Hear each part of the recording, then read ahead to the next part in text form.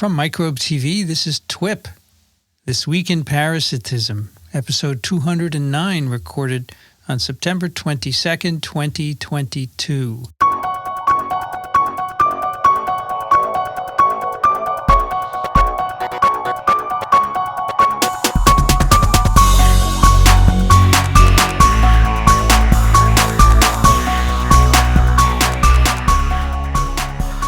Vincent Racaniello, and joining me today from Fort Lee, New Jersey, Dixon Despommier. Hello, Vincent and everybody else. The day has been tumultuous, actually. We've had a change of weather. We've had rain, we've had sunshine, we've had some thunder and lightning, and we've had cooler temperatures. So I think we're heading into autumn finally. Also joining us from New York, Daniel Griffin. Hello, everyone. Daniel, I just saw 10 minutes ago, so I don't need to chat with him. We've been spending a lot of time together, Vincent and I, Have today. you really? People are starting to talk. And from Glasgow, Scotland, Christina Nowla. Hello, everybody. Good evening. The weather. Christina, good to see you again. The weather, it is dark outside, but earlier it was nice and sunny and pleasant, just perfect for September. Nice. Christina, my wife, and Barnaby wanted me to say hi. They asked how you were. I don't know if all our listeners know, but not too long ago, we were over visiting Christina. Actually recording I recorded in that studio there, which had a little bit better internet than Edinburgh. Yeah, you did, yeah. Although tonight the internet seems to be a bit slow. Yes, say hello back. It was lovely. We went to the Roman bath, didn't we? That was fun. Yeah, it was great. It was a great time. Before we jump into our case, I just want to let listeners know about a fundraiser we are doing along with Vaccinated.us. So Vaccinated.us is a company that would like to celebrate the molecule of the year, the spike protein of SARS-CoV-2, and support science education. And what they are doing is they sell T-shirts with spikes on the front. And for the month of September, they're donating all of their profits to Microbe TV. So go over to Vaccinated.us, pick out a couple of T-shirts, put them in your cart. When you go to checkout, put in the promo code Microbe TV, and then you will get the profits directed to us so that we can continue our science communication like we are doing tonight. And thank you, Matt of Vaccinated.us, for reaching out and saying, we'd like to help you guys. We love what you're doing. I really appreciate it. Now we have last time's case, and Daniel, can you fill us in on what's going on here? Sure. We were going to have a guest. We were very excited. My good friend Johnny Yates was going to be on, and just about 40 minutes ago, he gave me a call. Unfortunately, his lovely wife, who I actually know as well, I spent time with both of them in Thailand, she got bitten by a jellyfish and is being rushed to the hospital. So wishing her a speedy recovery. But yeah, started having an anaphylactic reaction. As Johnny said, one of the risks of living in paradise, being down there in Hawaii. I guess she was swimming, right? Yes, she and her mother, actually, I think it was her mother, were swimming, and they both got bitten by jellyfish and tried Benadryl, but then her throat started to close. So, Daniel, why do you say she was bitten by a jellyfish? Because I shouldn't say bitten. I think it's large jaws, closed. Don't they have jaws? And I should call it a jelly, right? Because it's not really a fish. I mean, so many inaccuracies. No, that's right. So she was stung by a pneumocyst? What do you call those? The metacyst. Yeah.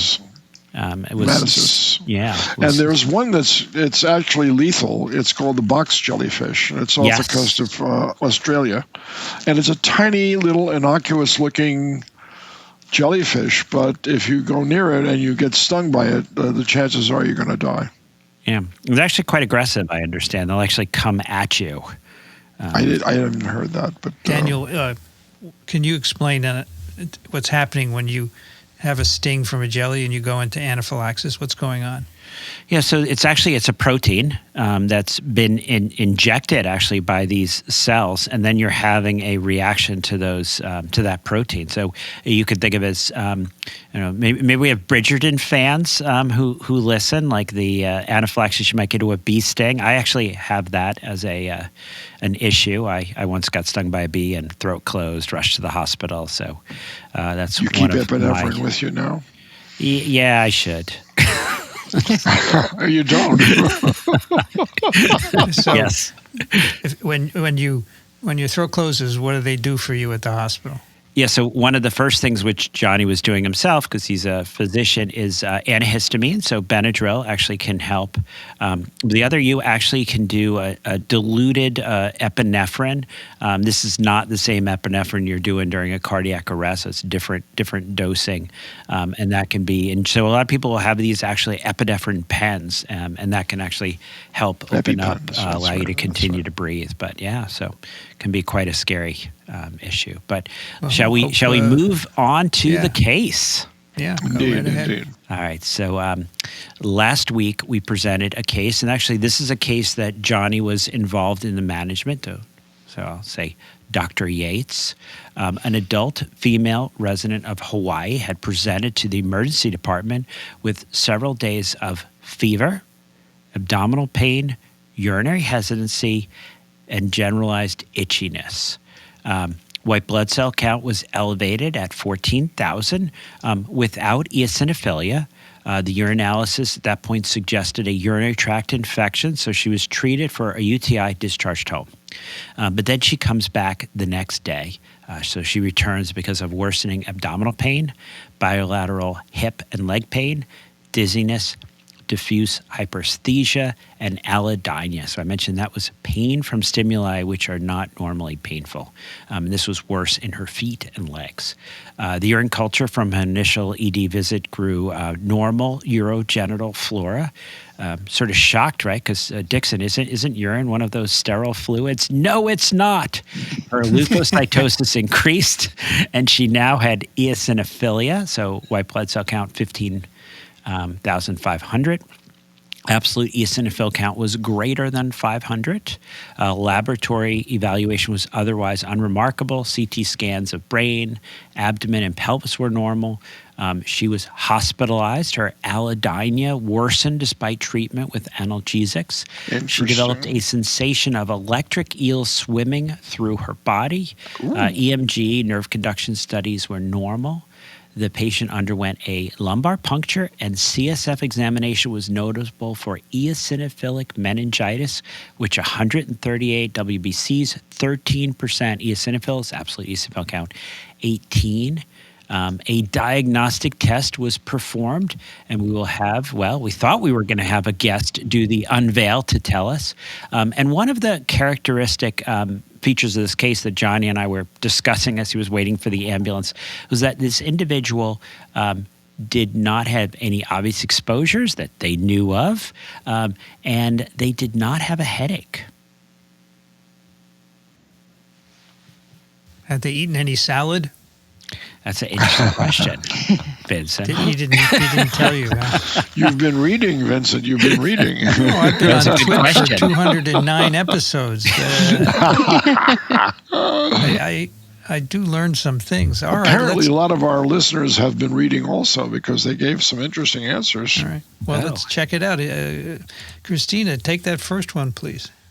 Okay. Alice writes, "Hello from a small cabin in the... I have no idea how to say that, so I'm just going to leave it out. Nicolay.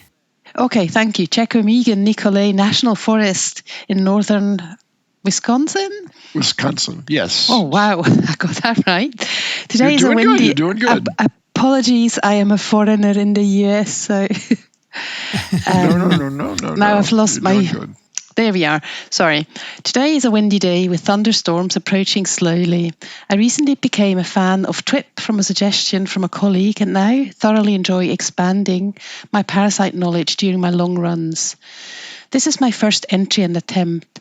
I learned that loyal listening can give you clues, and your recent guest discussed what I suspect is the diagnosis at length. I still have yet to watch Accidental Host. I'm not a long-winded person, therefore I will simply say that I think this unfortunate host has Angiostrongoliosis Cantonensis, known as rat lungworm. This is my leading diagnosis given the patient's epidemiologic risk factor as habituating on an island in the Pacific where rat lungworm is endemic, leading to high likelihood of ingestion of snail, slug bits or slime on her fresh vegetables, and her constellation of symptoms, including eosinophilic meningitis and allodynia, abnormal sensation in arms and legs. I would provide albendazole in addition to corticosteroids for symptoms management for multiple weeks and hope she does well. Although, if I recall, antihelmintic therapy has no proven benefit in multiple trials reviews. Interesting case, and I definitely need to find a way to watch Accidental Host. Thank you for this wonderful podcast. Dixon. Christopher writes, hello, TWiP professors. I'm writing from Santa Monica Beach, California, where I was listening to this episode. Two parasites that come to mind that cause eosinophilic meningitis are Bacillus ascaris procyon, commonly known as raccoon roundworm, and Angiostrongoliosis Cantonensis, known as rat lungworm. I don't believe raccoon roundworm is present in Hawaii, but I would have to ask the patient if she recently spent time near raccoon latrines, like play sandboxes or gardens in the continental United States.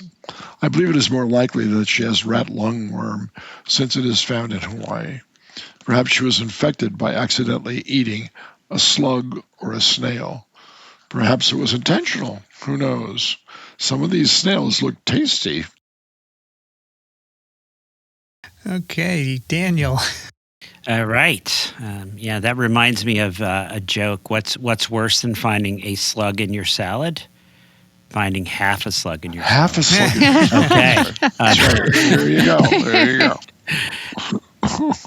Ben writes, Dear Twippers, thank you for my copy of PD7. Outside in Washington, D.C., it is 53% RH, 104 Delice, with gusts up to 2.2 meters per second. Parasite, Angiostrongoliosis Cantonensis. Rationale, Dr. Griffin's friend sent treats from Hawaii along with this case study. The parasite is found there. The patient had eosinophilic meningitis without focal lesions in the head appearing on the CT or MRI, PD7. Thank you, Ben. Do you want to take another one, Daniel? Sure. Robbie writes, Dear TWiP team, I am currently writing this from Reno, Nevada. I will be starting school very soon as a freshman at the University of Nevada, Reno. And I am currently situated in my dorm room where it is relatively comfortable. The weather has been surprisingly mild, although I've had to drink plenty of fluids. I've been a fan of this show and TWiP for several months now and really enjoy listening to it, especially as I can understand a large part of what you are all discussing. Anyways, for the case, as soon as I heard it was from Hawaii, I immediately knew what it was, but I'll reserve judgment and give a differential in the interest of fairness. The patient being described seems to be exhibiting clear neurological symptoms coupled with eosinophilic meningitis. This combination means it's almost certainly a parasite of some sort. Well, that, and the show is called This Week in Parasitism. As for the causes, there aren't too many causes. The main ones would be Taenia solium, pork tapeworm, cysticercosis, Gnathostoma spinagerum, Gnathostomiasis, and Angiostrongoliosis Cantonensis, Angiostrongoliosis. Cysticercosis can almost be certainly ruled out as the symptom onset described in the case appears to be rapid, and cysticercosis usually manifests months to years later. Gnathostomiasis can be dismissed on similar grounds, as well as the fact that I could find an example of a case occurring in Hawaii from my quick searches in Google, Scholar, and PubMed. That only leaves one possible cause of this woman's symptoms, which is angiostrongoliosis. The disease is endemic in Hawaii, and numerous cases have been reported there. The symptoms match pretty well as she experienced an influenza-like illness before progressing to neurological symptoms, which matches angiostrongoliosis. The abdominal pain is also a very common early symptom caused by the migrating larvae, and the urinary problems could be caused by the larvae irritating local nerves. The parasite has a definitive host in rats who shed the parasitic worms in their feces, which snails, the intermediate host, then eat. Humans get the disease from eating raw snails or unwashed produce contaminated with snail or slug slime, which is probably how the unfortunate patient described in the case contracted it. Such a shame that an illness as serious as this is so easily preventable with basic food hygiene. As for the treatment, supportive care combined with intravenous steroids to reduce CNS inflammation is the recommended approach. Additional spinal taps may be recommended to remove excess spinal fluid in the event of increased CNS pressure. The worms will die on their own, and most patients will make a full recovery, which is what I hoped occurred in this case. Looking forward to seeing a response soon, Ravi. Joanne writes, greetings from the beautiful sun coast of Florida.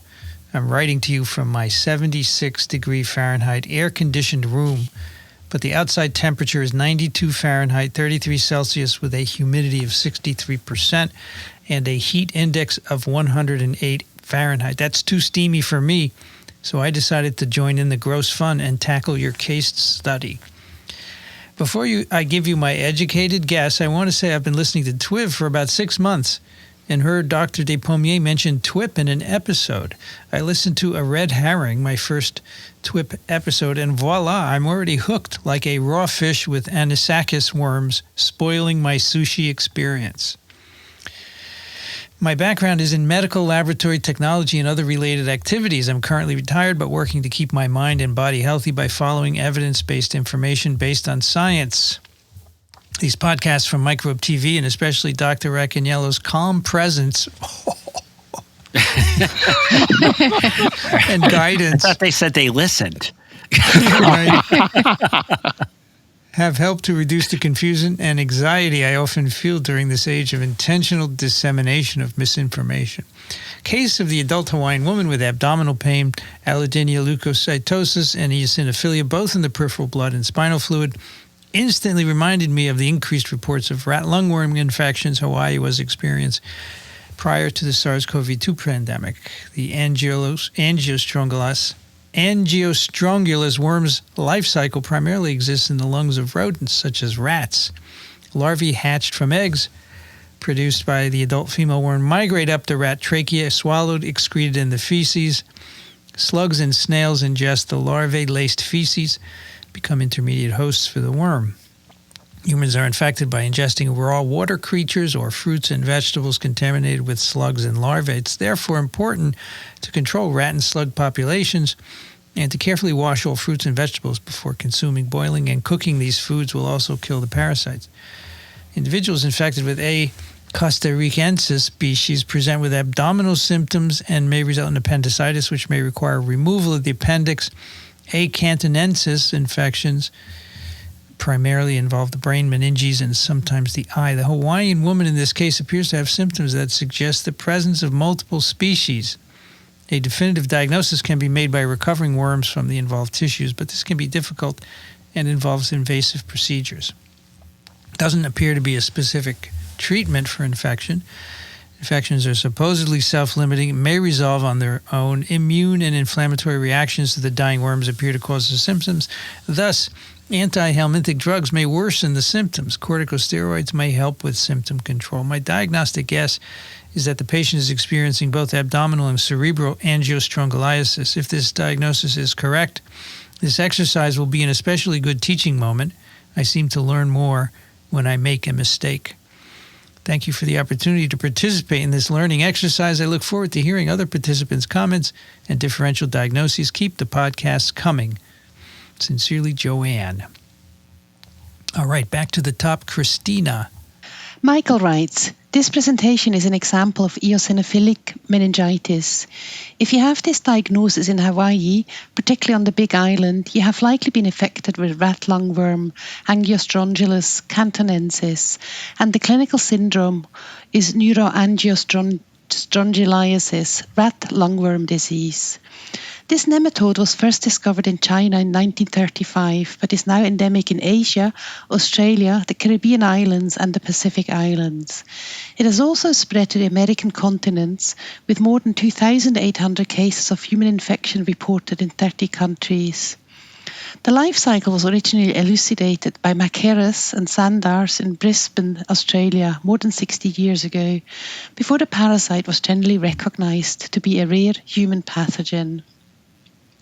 In Hawaii, these clinical findings are adequate for diagnosis of Angiostrongoliosis, but a confirmatory diagnostic test using polymerase chain reaction to detect Angiostrongoliosis Cantonensis DNA in CSF or other tissue can be performed by the State Laboratories Division.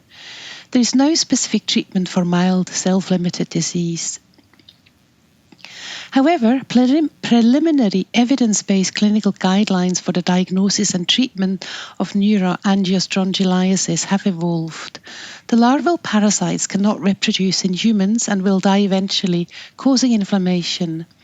The preliminary guidelines call for a complete neurologic examination and CNS imaging, a detailed history of possible exposure to snails, slugs, rats or other things suggesting a risk for infection, and a lumbar puncture to diagnose and relieve headaches caused by the disease. In some cases, the PCR may be negative early but will become positive later. Therefore, if clinical suspicion is high and the first PCR is negative, the lumbar puncture should be repeated about 5 to 10 days later. It is not necessary to wait for the PCR results to begin treatment. Steroids should be given as early as possible to reduce inflammation. Antiparasitic drugs such as albendazole may be helpful, although there is limited evidence of this in humans. If albendazole is used, it must be combined with steroids to treat any possible increase in inflammation caused by dying worms. People can be infected when they deliberately or accidentally eat a raw snail or slug that contains the lungworm larvae, or if they eat unwashed lettuce or other raw leafy vegetables that have been contaminated by the slime of infected snails or slugs. To prevent angiostrongoliosis, don't eat raw or undercooked snails or slugs, and if you handle snails or slugs, be sure to wear gloves and wash your hands. Eating raw or undercooked freshwater shrimp, land crabs and frogs may also result in infection, although there has not been any documented cases in Hawaii. You should also thoroughly inspect and rinse produce, especially leafy greens, in potable water, and boil snails, freshwater prawns, crabs and frogs for at least 3 to 5 minutes. Eliminating snails, slugs and rats found near houses and gardens might also help reduce risk of exposure to Angiostrongoliosis Cantonensis. For added prevention, cooking food by boiling 3 to 5 minutes or heating to an internal temperature of 165 degrees Fahrenheit for at least 15 seconds can kill the parasite that causes rat lungworm disease. And he sends us some links that we can have a look at later. And thanks for all you do from Michael in Ngunguru. Oh, New Zealand. Cool. Dixon. Ayel writes, Dear Professors Racaniello, Dupamier, Griffin, and Nola. Good day from Sydney, Australia, where the weather is 18. Idine. They wouldn't say 18, they would say Idine C, and sunny. Apologies for not submitting my guests for last month's case. I was visiting Israel for a month, and let me just say that 45 degrees C heat is not a very conductive environment to do anything useful. Also, Dr. Griffin, thank you so much for adding the case description to the show notes. As an uneducated person who doesn't speak medicinese, I find myself re-listening to the case's descriptions multiple times, and that's just to pick up on the medical terms before then going off and reading what they mean. Having the description handy made this so much easier, as well as being able to go back and review the case progression. From my uneducated perspective, the case looked like a central nervous system issue. dizziness, diffuse hyperesthesia, allodynia, which got worse later. At first, I was thinking of a brain-eating amoeba. Unfortunately, and maybe fortunately for her, that seems to be mostly fatal. This did not fit the symptoms, which are severe frontal headache, fever, nausea, vomiting, and in severe cases, which this looks like, also stiff neck, seizures, altered mental status, hallucinations, and coma. Searching the web for similar symptoms of worsening abdominal pain, bilateral hip and leg pain, dizziness, as well as a prognosis of eosinophilic meningitis, I can only find 2 cases describing brain worms with cerebrospinal fluid eosinophilia, and then he gives a reference. In both of these cases, the culprit was Angiostrongoliosis Cantonensis. So my guess is Angiostrongoliosis infection, which has penetrated the CNS, causing meningitis. Treatment would probably be complex, as the immune response would have to be managed and stabilized, especially once the worm treatment starts, to ensure the immune system does not overreact to dead worms. As always, it is a pleasure learning new things I have never had the chance to. Daniel. All right. Sarah writes, Dear Doctors Racaniello, Despommier, Griffin, and Nala, I'm writing from a sunny 88-degree Fahrenheit afternoon in Philadelphia, the city of brotherly love. I added that. For this week's case, I'm so grateful an LP was obtained because it narrows the differential significantly. There are very few parasites that cause eosinophilic meningitis.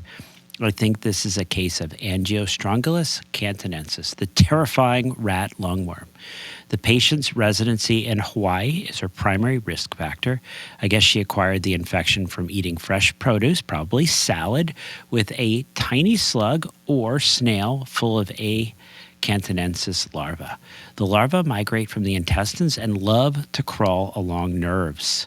Given that all nerves eventually lead to the brain, the larvae often find themselves in the brain where they develop into adult worms, as happened with this patient for whom the crawling worms created allodynia and paresthesias. Confirmatory testing with A. Cantonensis PCR could be performed, though I don't think it would be required. I would treat the patient's neuroangiostrongoliosis with a course of steroids, and I do not think anti-helminthic therapy is required. I learned the above from Dr. Claire Panosian a few episodes back. Thanks to her, when anyone mentions a trip to Hawaii, my brain jumps to thoughts rat lungworm. I cannot wait to see her informational film on rat lungworm when it is finally distributed. Had the patient described raccoons frequenting her vegetable garden, I would have guessed Bailey ascaris meningitis. Had the patient been eating raw freshwater fish, I would have guessed Gnathostoma meningitis. Thank you so much for yet another amazing episode. With gratitude, Sarah. Ricardo writes, Greetings, TWiP team. My name's Ricardo. I'm reaching out to you from Los Angeles, California. The weather today is warm and sunny, 80 degrees F. I would like to start off by saying to all members of TWIX, your passion for educations are inspirational.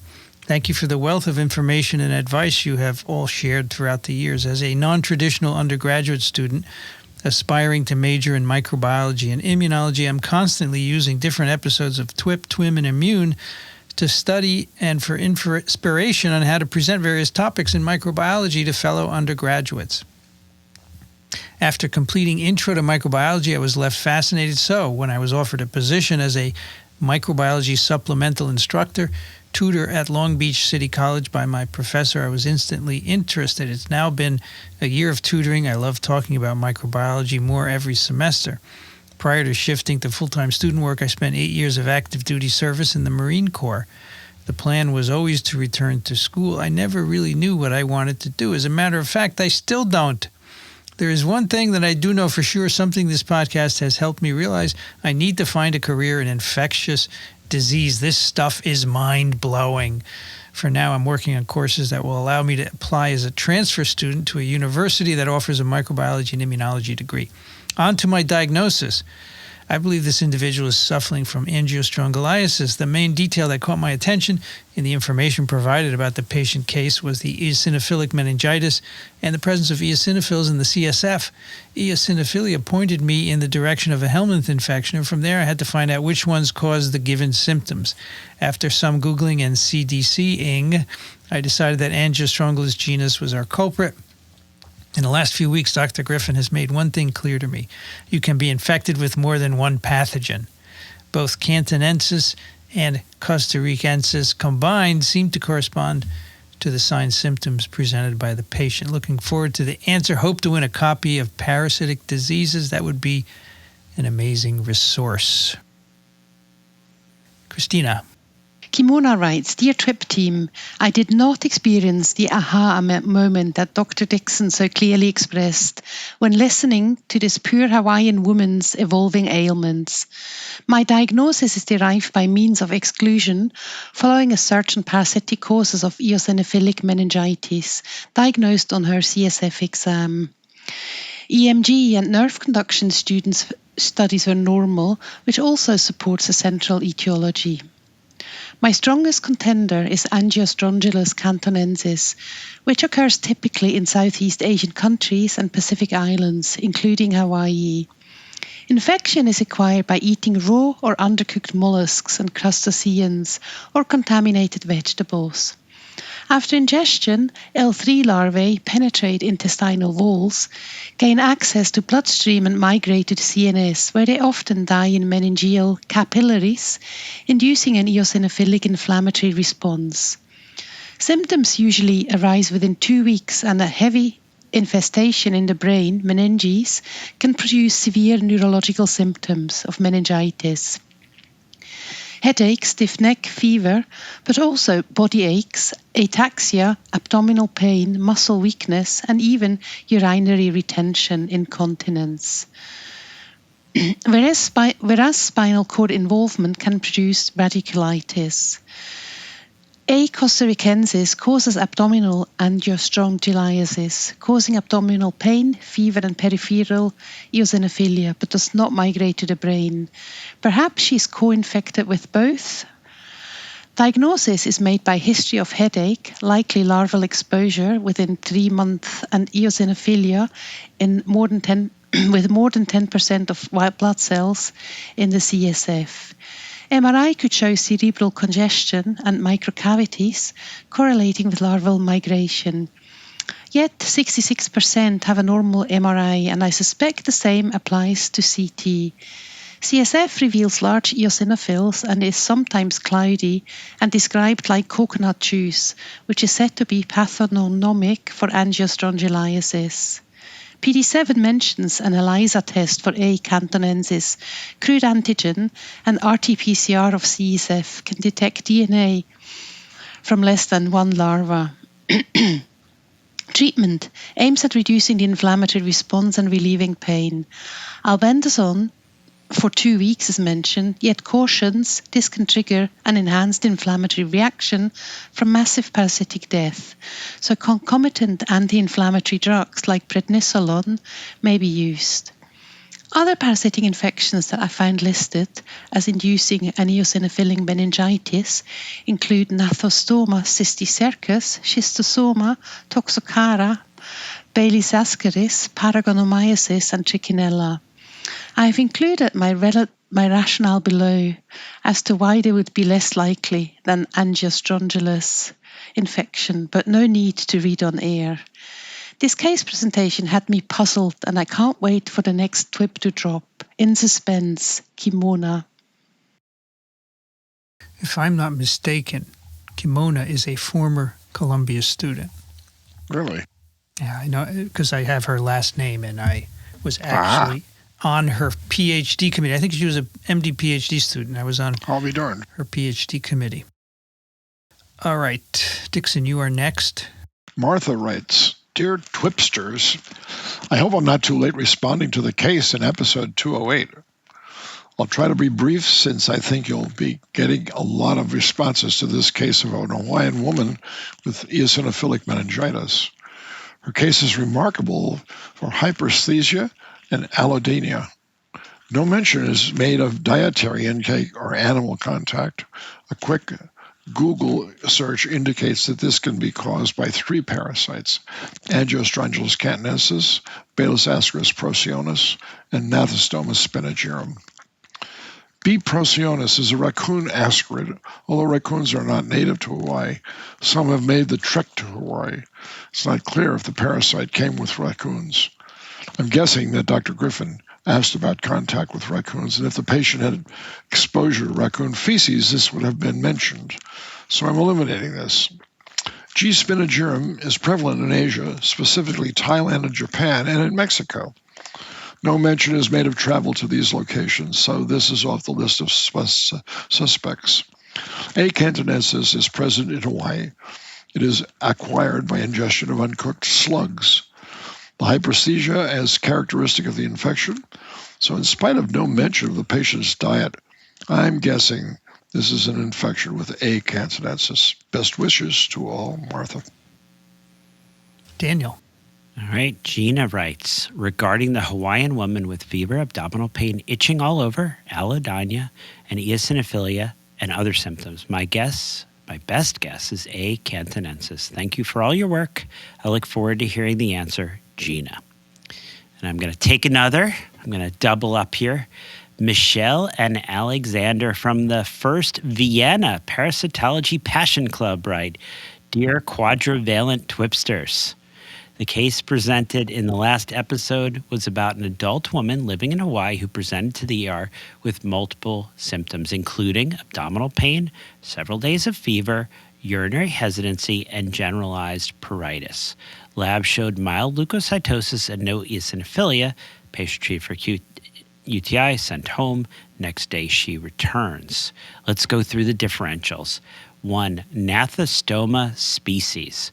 Neurognathostomiosis may cause possibly fatal eosinophilic meningitis and myeloencephalitis. Commonly, CT scans would show signs of subarachnoid hemorrhage or intracerebral hemorrhage. Also, gnathostoma is not endemic to Hawaii. Bacillus ascaris procyon. While endemic in the United States, there are no reports of neural larva migrans in this species in Hawaii. The disease is very rare and has mostly been described in small children with oral exposure to contaminated soil. Serology from serum and CSF would exclude this diagnosis if any doubt remains. Toxocara species. These worms invade various tissues, including the brain, the liver, the eyes, and the heart. The larvae cause mechanical damage to the infected tissue, resulting in unspecific clinical symptoms. Eosinophilic meningitis is uncommon. Non-parasitic cryptococcal meningitis is rare in immunocompetent hosts. Coccidiomycosis commonly presents with pulmonary symptoms and will result in a low CSF glucose. Angiostrongoliosis Cantonensis seems the most likely culprit. Infection with Angiostrongoliosis Cantonensis, also known as the rat lungworm, is known to invade the central nervous system and is a common cause of eosinophilic meningoencephalitis. Infections with A. cantonensis usually occur in Southeast Asia, the Pacific Islands, including Hawaii, where our patient lives, the Philippines, Taiwan, and Australia. There are also few reports of the disease occurring outside of these regions, for example, in Nigeria or Cuba. A variety of freshwater snails, land snails, and slugs are known to be intermediate hosts for A. cantonensis. Rats are the definitive hosts.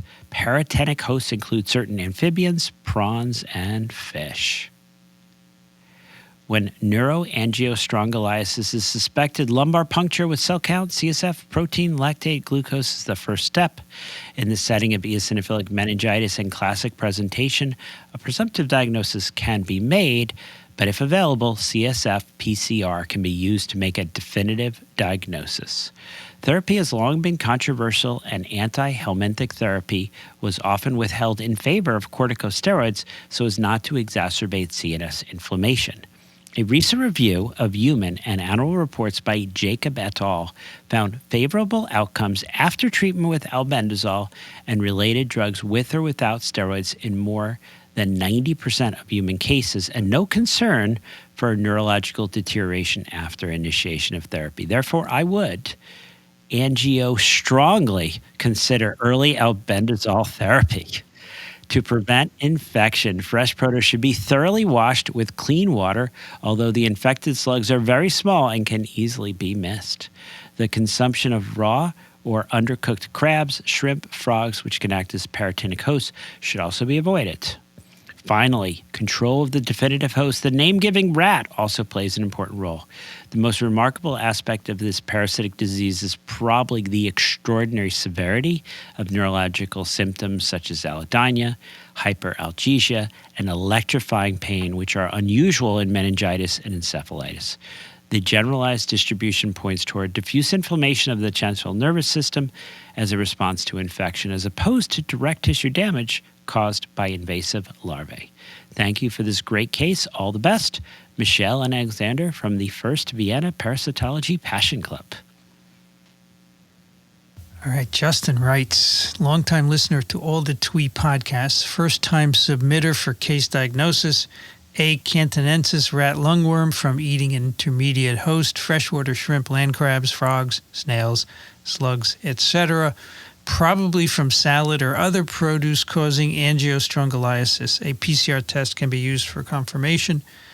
Thank you for all the information and entertainment over the last couple of years. I cut out a question that Justin had. Maybe we can come back to it later. I don't want to interrupt the flow of the slugs, you know. Indeed. I will take the last one. Dear Doctors TWiP, I will be brief as I want to make sure that my case guess for TWiP is 209, or I guess it was on 208, I don't know. My guess is Angiostrongoliosis Cantonensis. Warm regards. Worm regards. I don't know if that's done on purpose. That's good. Kevin mentions he's not won a book yet, so we got to put a number in front of his name there, Vince. That's right. That's right. Put him in the running. I've been remiss at, so Gina, I think the parasites from Vienna haven't won a book. I think Justin hasn't won a book, and Kevin has not won a book. Okay, those are our guesses. Now what do we do, folks? You're going to tell us if she ate a salad? Everyone here gets to guess. Oh. Dixon, shall we start with you? What are you thinking? Gee, I don't know. Gee. Actually, I do know. What test do you want to order? Me? Yes. If you were there and you said, I just want one test, because apparently someone was wise enough to request a certain test which gave them a diagnosis. Well, I would guess the PCR test, but I in the old days of my educational experience, there were no tests for this. They just had to go for the epidemiological approach. But I would say the PCR test. Okay. All right. What are you thinking, Christina? Oh, I think I'm fairly certain about the diagnosis, but I'm not sure about the test. So, I would probably also diagnose this patient with Angiostrongoliosis Cantonensis.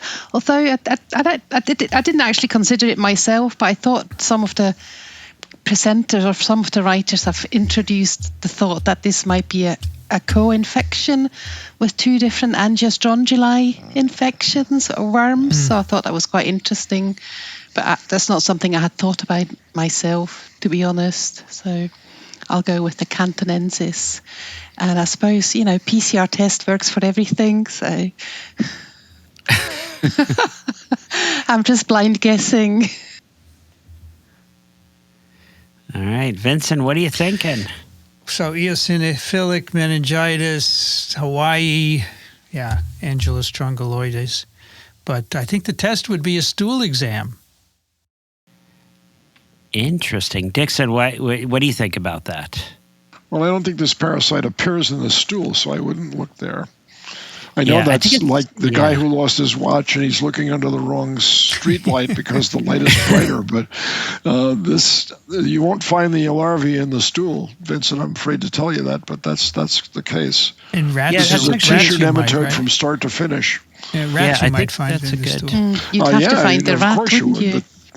That's epidemiological. That's epidemiological. Or even asking her whether she ate a fresh salad at a restaurant or something like that recently, and so but I think that raises a good point. I mean, so what was it? The bank robber. They asked him, "Why do you rob banks?" And he said, "Well, that's where the money is." For the money, that's right. And so the money here is in the CSF, and it's doing the PCR, and it was positive for Angiostrongoliosis Cantonensis. And I think it's important to think about the lifestyle, right? This is an aberrant nematode, so it's not going to ever end up in the gut. It's not going to be producing eggs. You're not going to get over there.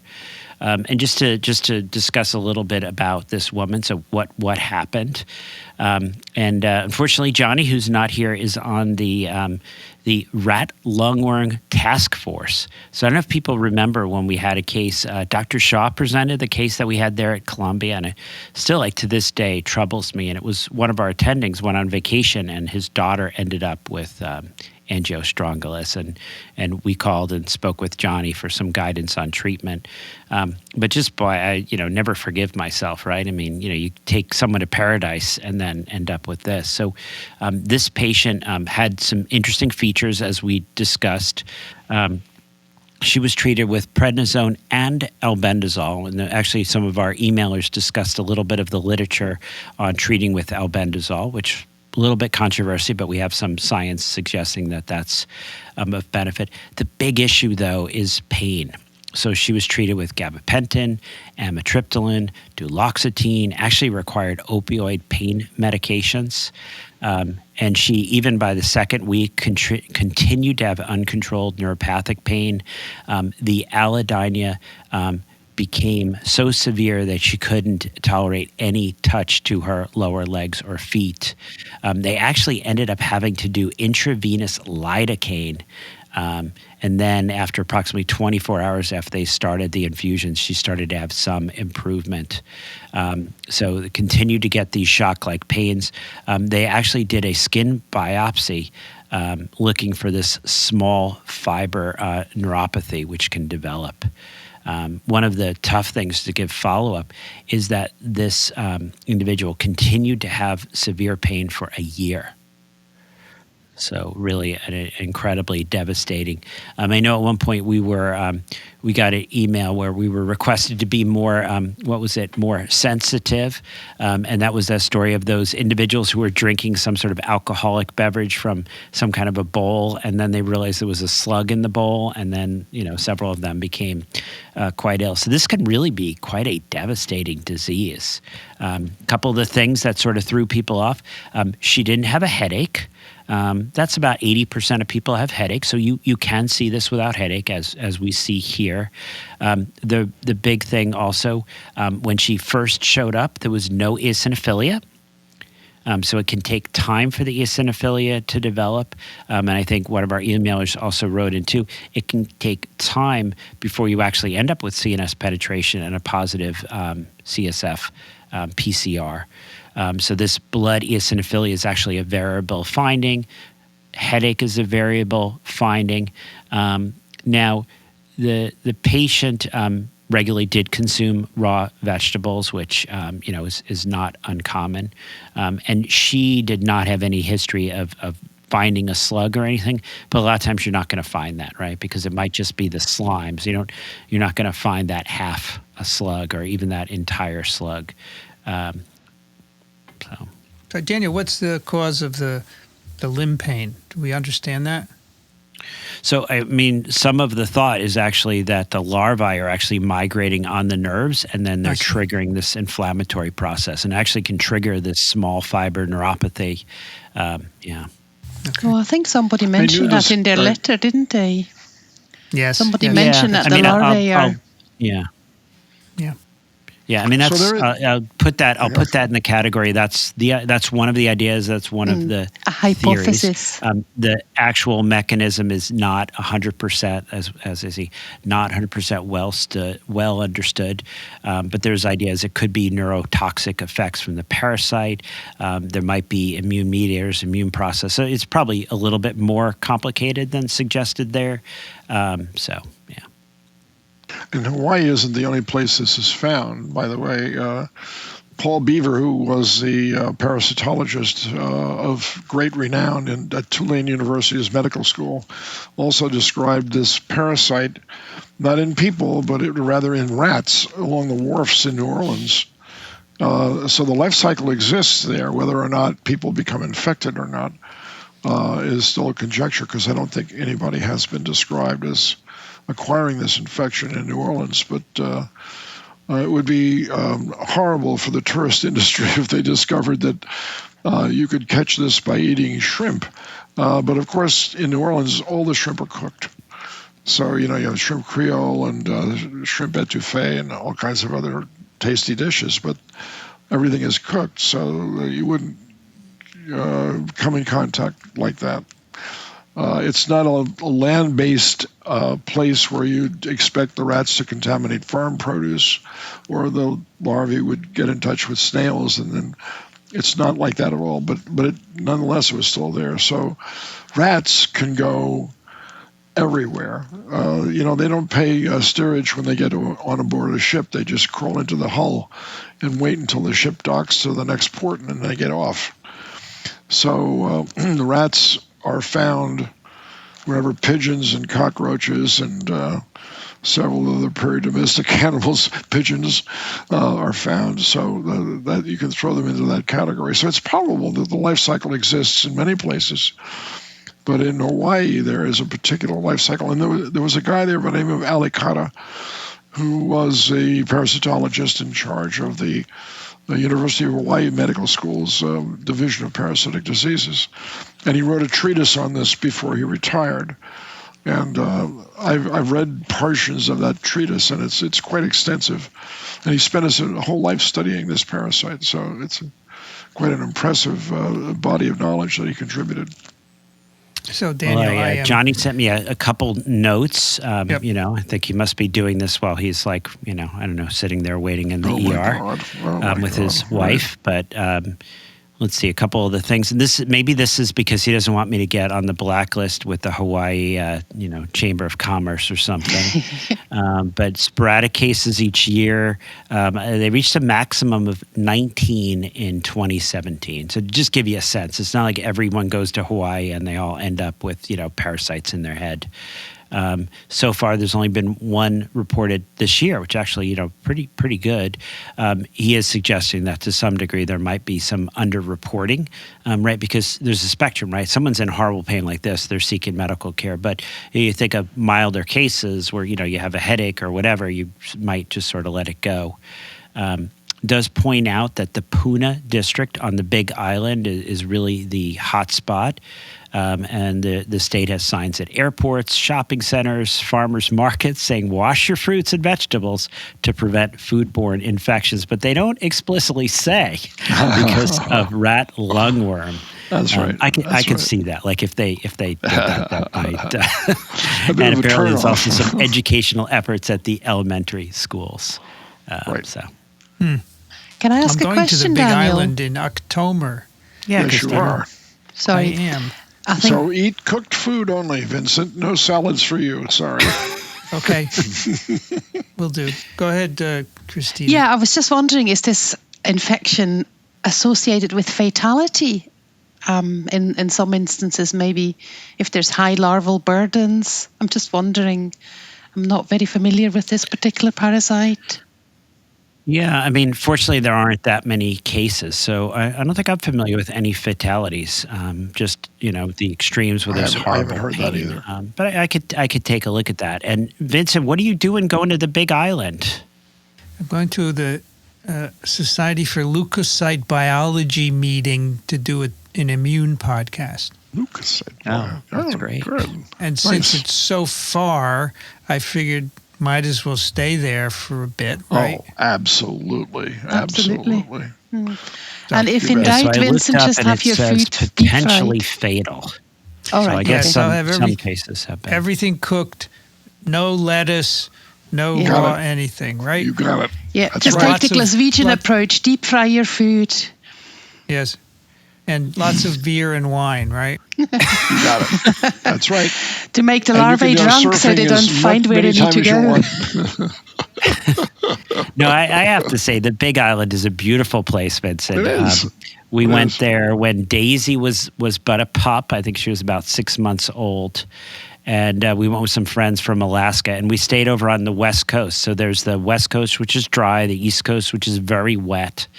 And we would put her in one of those back carriers with a big umbrella and a cooler full of stuff and just spend the day on these. We would find little beaches where it was just us, which was really magical. So we're staying just north of Kona, which I think is the West Coast, right? Yeah. It's very dry, very volcanic. Spectacular. Okay. You should go see the volcanic eruption while you're there. Yeah, it's a few hours, right? You drive east, you go over the mountain, you can go to the volcanoes. What's the name of the volcano there? Mauna Loa? Mauna Loa. That's right. Is there not a big telescope there as well? That's right. That might be is. interesting to visit. There is a big telescope, yep. Oh, absolutely. All right. So we had 14 eligible guessers. Let's give away a book. Are we ready? We're ready, Dixon. Here we go.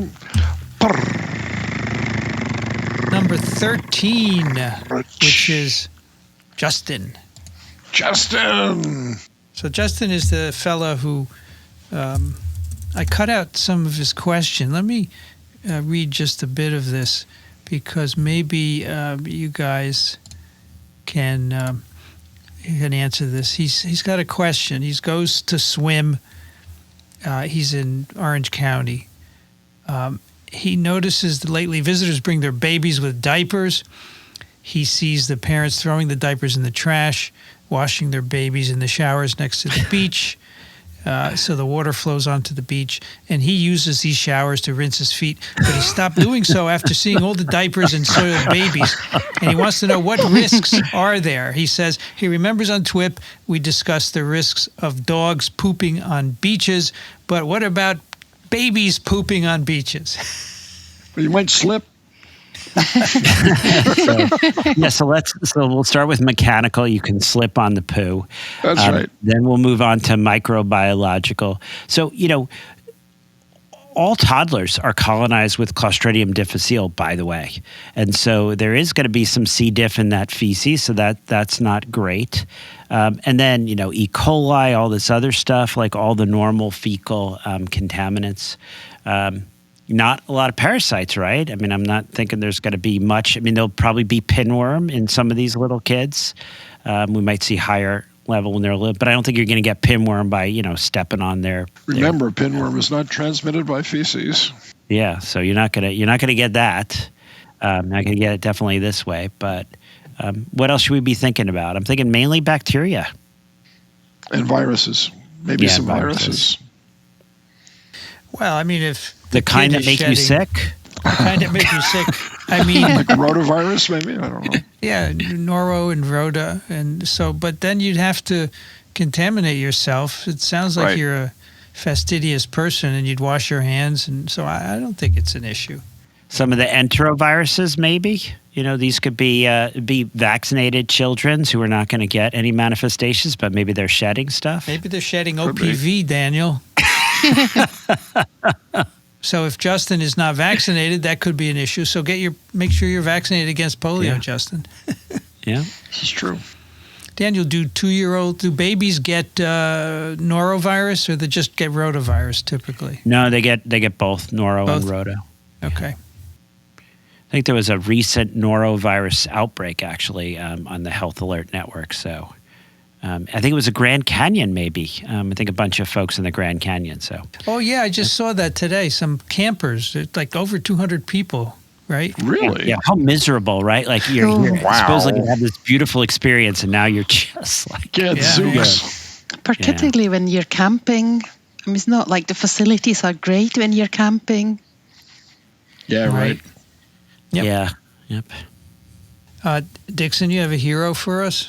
I do. I felt guilty about not having one last time, so I didn't have to look very hard for one either.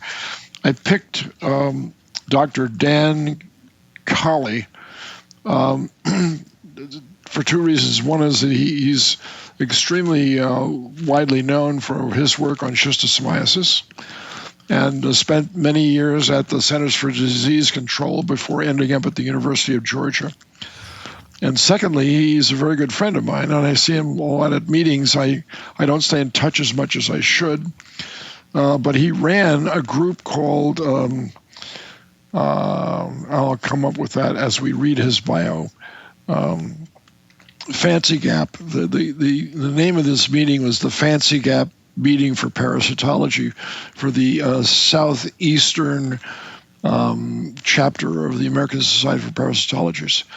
And it was a meeting that, if you were invited to that meeting, you were something special. And I was invited not knowing that I was something special. But when I got there, I found out you've got to be able to stay awake for 3 days without sleeping, because the meeting was absolutely fabulous. Lots of papers during the morning and afternoon sessions, almost like a Gordon conference. But in the evenings, all kinds of things broke loose. People that were musicians and storytellers and cooks and everything else to add to the enjoyment of the meeting. And virtually nobody got any sleep for 3 days. It was just amazing. And it was held in the Appalachian Mountains near Appalachian State University. But unfortunately, some rich cartel bought the large house that was part of the property, and so that was discontinued. But he organized it every year, and he was just an amazing organizer as well. So I'll read you what they wrote about him when he retired from the University of Georgia, because he's recently retired. Daniel G. Collier earned his PhD in microbiology and immunology at Tulane University in 1968. Upon completing his postdoctoral work at Yale, Collier became an assistant professor of microbiology at Vanderbilt University in 1970.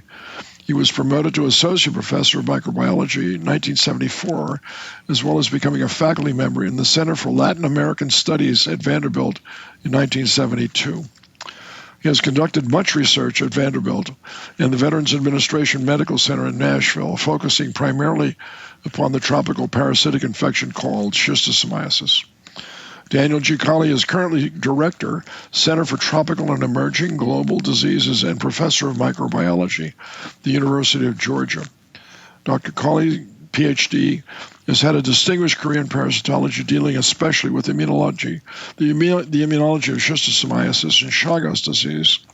Dr. Collier has worked extensively on the immunology of human parasitic infections in Brazil, the West Indies, Egypt, and Kenya. His laboratory uses field-based cellular and molecular approaches to further an understanding of the immunobiology of schistosomiasis in people, focusing on immunoregulation, resistance to reinfection, and how having schistosomiasis impacts immune responses to unrelated immunizations. Dr. Collier was a director of the Division of Parasitic Diseases at the Centers for Disease Control and Prevention, and serves as a scientific advisor of the Institute for One World Health. Along the way, he acquired the nickname the Schisto Kid, which I think absolutely typifies Daniel Collier. He has a childlike, insatiable inquisitiveness that has driven him into areas that he never thought he would be involved with. But as soon as he hears something interesting, he goes off on a tangent and he wants to learn all about it. And that was the thing that drove him to his current level of fame and success. He's totally worthy of being called a hero in our world of tropical medicine and parasitology, and I'm pleased to be able to present him. Thank you, Dixon. You're welcome. Time for a new case. Do we have one, Daniel? We do, and I pasted them in, so they're going to be in the show notes. So this is a man in his early 70s with a past medical history certificate for hypertension, diabetes type 2, hyperlipidemia, BPH, so benign prostatic hypertrophy. He's admitted to the hospital after coming from Guatemala to visit his son. So he's Spanish speaking. And I thought I would mention that, my wife and my daughter are the difference between my wife and my daughter is they actually are fluent in Spanish, and I just make believe. But I speak to this man, and he feels faint with standing. He's noticed to have a heart rate in the 40s. He doesn't feel well when he stands, symptomatic. He's also noticed to have diarrhea. He says this has been going on for quite a while, so unclear period of time. On EKG, he's noted to have a right bundle branch block and a junctional rhythm. As I mentioned, his past medical history, he's got the hypertension, the diabetes, hyperlipidemia, the benign prostatic hypertrophy, no prior surgeries, no known adverse drug reactions, no toxic habits are reported. He does living in Guatemala City, but he said he did grow up in the rural areas. He enjoys fruit juice, drinking fruit juice. His family history is otherwise non-contributory. On exam, really the remarkable thing is the slow heart rate and the orthostatic, right? So he stands up, drops his heart rate. A number of blood and stool tests are collected, and he is referred to a tertiary care center for implantation of a cardiac pacemaker. At the tertiary care center, the patient is seen by an infectious disease specialist, and a number of tests are ordered by that infectious disease consultant, but they are canceled by the cardiologist who writes in his note, "No concern for an infectious process." Now, one of the tests collected at the first hospital returns with an interesting result that is later confirmed by a second test.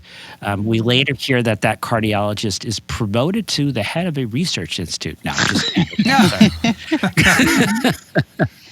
No, Vincent, I disagree. I think your note further evidence that cardiologists need to stay in their lane. I think they need to get out and broaden their perspective. They need to go to a school that has parasitic diseases taught, and that's very few, by the way. Daniel knows what I mean. All right, so this man, he spent most of his life in Guatemala, but he grew up in rural areas, right? So he grew up in a rural area, but then later moved to Guatemala. Yeah. But his son actually lives here in the U.S. Got it. Now, in the rural area, he lived in some crude hut of some kind, right? It was not a concrete dwelling. There was a thatched roof. Yeah, it was dirt floor. Yeah. Very good. Now, he's not married, or his wife is deceased. What's the story there? No, he is married and has several children. The one son living here in the States. His wife is back in Guatemala. Yes. She's he okay, just came though. by himself to visit the son. And she's okay? Yep, she's fine. Does he have HIV/AIDS? Nope, negative for HIV. Sort of a whole, we do that routine testing to come back negative. Okay. All right, I got it. I know what this is. Me too. Me so too. does Dixon. Yeah. I guess it was so obvious that we didn't even need to test for it. Well, you did test for it, actually. Well, you did have to test for it to convince the cardiologist. You did the right thing. Yeah, the cardiologist needs a little broadening, I think. Yeah, I was a little shocked when I saw that they had canceled all the tests. Exactly. Oh, my gosh. All right. Well, we don't have a paper for you today because we were going to have Johnny, Dr. Yates, and and don't feel bad, Johnny. Focus on taking care of your lovely wife, and I hope she does well. We hope that your wife is fine, and we'll have you another time. Right? That would be fine. Yeah, I think so. All right. The good news about anaphylaxis is that it's totally reversible once the symptoms go away. Yeah. All right, that's TWiP 209. Show notes are at microbe.tv/TWiP. You can send your guesses to the latest case to TWiP at microbe.tv. You can support us if you like our work. Consider supporting us. A small amount of money can go towards our expenses. Just even $1 a month, that would be great. It's less than a cup of coffee. Go to microbe.tv/contribute. You can't get a cup of coffee for $1 anymore, right? No. Not really. Coffee's very expensive. It's crazy. Yeah. Wow. Indeed. But microbe.tv/contribute. Daniel Griffin's at Columbia University Irving Medical Center, parasiteswithoutborders.com. Thank you, Daniel. My pleasure, as always. Dixon DePommier, trichinella.org, thelivingriver.org. Thank you, Dixon. You're welcome, Vincent. Going to see you tomorrow on TWiP, Dixon, right? Absolutely. We have a vaccine giant tomorrow. Oh, I can hardly wait. Let's Christina do it now. Well, we can't. He's got to. Christina Nowla is at the University of Glasgow. Thanks, Christina. You're welcome. I had a great time tonight. I'm Vincent Go to bed now. Racaniello. You can find me at virology.ws. I'd like to thank the American Society for Microbiology for their support of TWiP and Ronald Jenkins for the music. Now, we decided no more of this harmonizing. We're just going to say... It's all Right. Dixon. Just He's going to do say it all himself. Just say it. Just say it. Okay. You've been listening to This Week in Parasitism. Thanks for joining us. We'll be back soon. Dixon! Another TWiP is parasitic.